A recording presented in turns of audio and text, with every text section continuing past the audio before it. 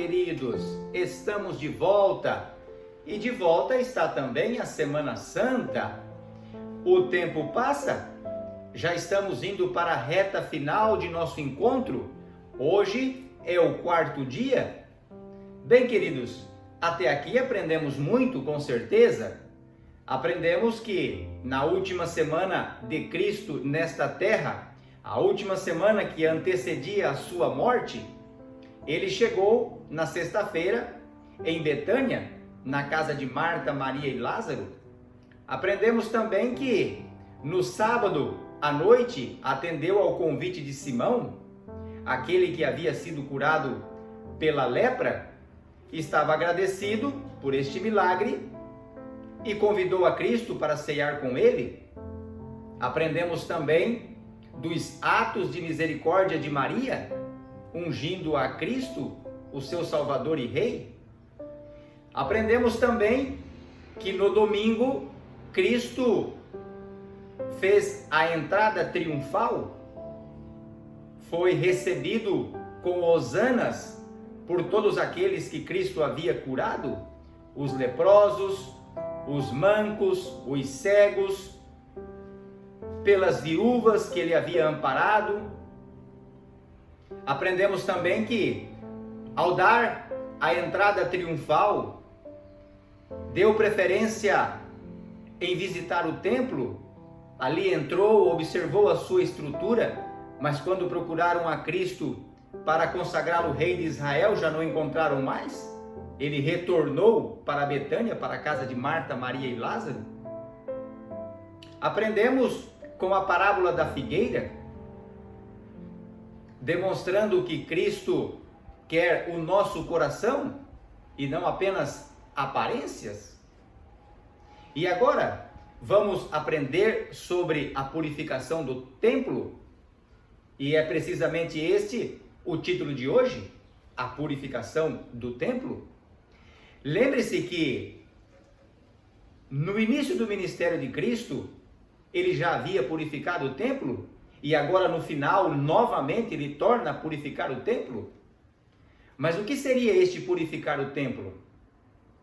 Tanto no início do seu ministério quanto agora, e agora de forma mais contundente, os maiorais do templo haviam transformado o pátio em um verdadeiro comércio. E quando Cristo entrou em Jerusalém, quando ele avistou o pátio, o que ele percebeu foi a ganância pelo dinheiro, a ambição pelo ouro e a prata. Animais como touros, ovelhas, bodes, carneiros, estavam ali dentro do recinto sagrado sendo comercializados, como da vez anterior, e isto mais uma vez desagradou a Cristo. Cristo foi revestido de sua divindade e chamou a atenção novamente de todos os que ali estavam. E aquele barulho se transformou em um silêncio sepulcral. Aqueles pecadores não suportaram olhar para Cristo. O seu olhar divino reprovador, de repente, desapareceram. Saíram do pátio do templo aquela multidão de comerciantes em nome de Deus e com as coisas de Deus. Se os discípulos de Cristo não tivessem permanecido, ele teria ficado no pátio sozinho? Bem, o fato é que quando aqueles pecadores saíram, homens cheios de práticas religiosas, mas que na verdade não tinha religião no coração, estava adentrando uma outra multidão, multidão de paralíticos, multidão de pessoas com toda sorte de moléstias, e desejavam e queriam ser curados por Cristo. Ambas as multidões se encontram, e aqueles agravosos, aqueles críticos de Cristo, começaram a criticá-lo para esta multidão, e alguns foram convencidos e desistiram de se aproximar de Cristo, mas outros seguiram avante. e por ele foram curados? Passado um breve período de tempo, aqueles maiorais perversos do templo que haviam se retirado decidiram novamente entrar no templo para ver o que Jesus estava fazendo e quem sabe repreendê-lo, como que se sentindo donos do templo. E para surpresa desses, quando eles entraram no pátio do templo, perceberam que tudo estava em harmonia. O deficiente havia sido curado, o mudo agora falava, o cego enxergava, as criancinhas cantavam hosanas ao filho de Davi, e muitas delas, debruçadas ao peito de Cristo, dormiam serena e suavemente. Esses hipócritas ficaram surpresos, e as palavras cortantes que eles tinham, guardaram para si, não suportaram a atitude de Cristo? Meus queridos, deixa eu lhes dizer algo. Não é de sacrifício de touros que Cristo se alegra? Não é de sangue derramado que Cristo se alegra? Ele se alegra de um coração contrito? Eu quero lhe dizer algo e vou pedir a sua compreensão. Sejamos maduros neste momento, equilibrados. Se você é um líder de igreja, se você é um pregador, pastor, ancião, um cantante, alguém que trabalha como diácono, diaconisa na sua congregação local, eu quero te parabenizar. Que Deus te abençoe, que você continue com o seu ministério. Mas amigos, lembre-se, estas obras não são salvíficas. Estas obras não podem substituir a minha entrega a Cristo. Querido dizimante, bem fazes. Malaquias 3 é bastante claro. O dízimo pertence a Deus.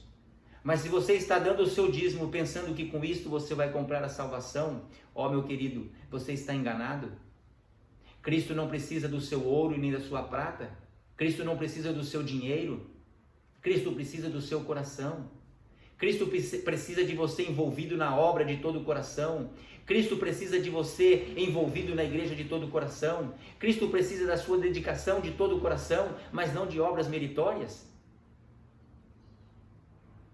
Cristo quer o seu coração porque você é a coisa mais linda que Deus tem.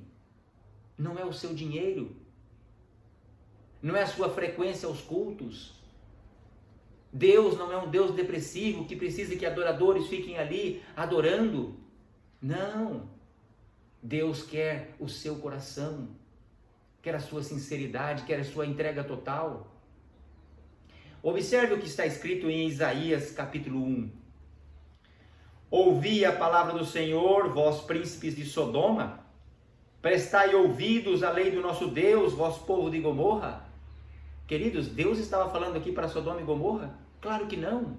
Deus estava falando aqui para Israel, mas deu este apelido terrível para Israel. Chamou este povo de Sodoma e Gomorra.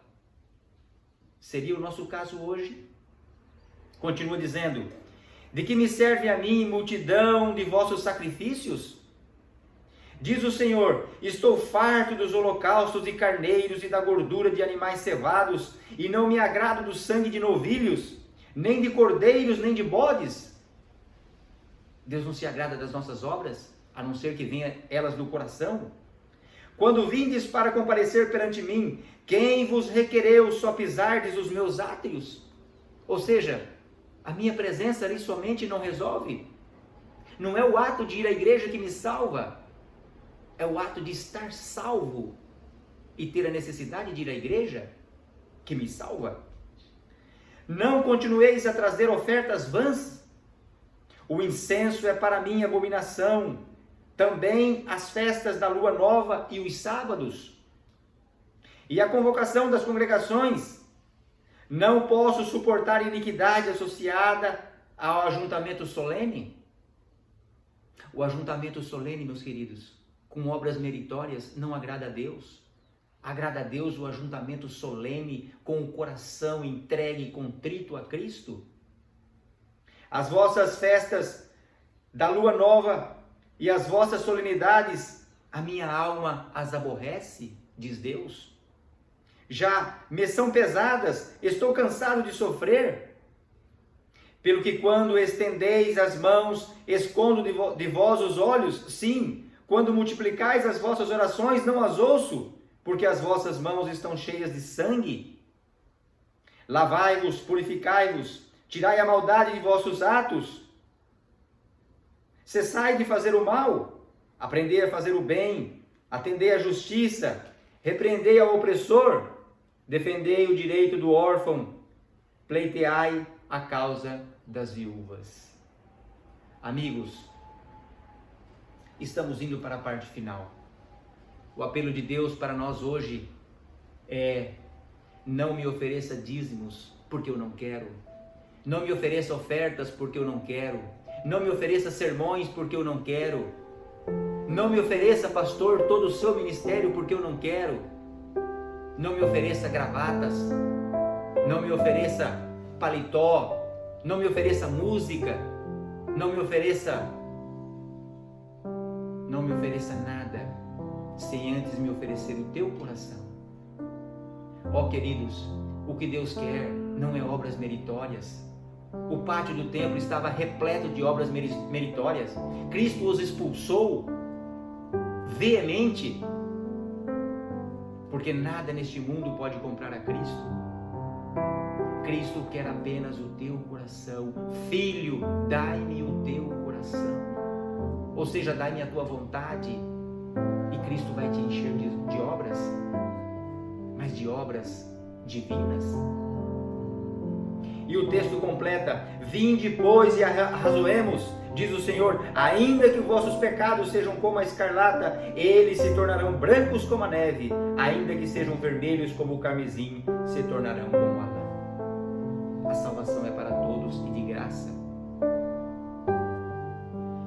Queridos, que Deus te abençoe, que Deus te ajude a ter obras, muitas obras, o dízimo, a guarda do sábado, a oferta, o trabalho missionário, a frequência à igreja, o envolvimento com os ministérios, com os programas da igreja, mas que seja tudo isto obras de Cristo, porque você já entregou o coração a Deus. Bem, queridos, encerramos mais um dia. Amanhã estaremos de volta com um tema empolgante, fascinante. Que Deus te abençoe. Até amanhã.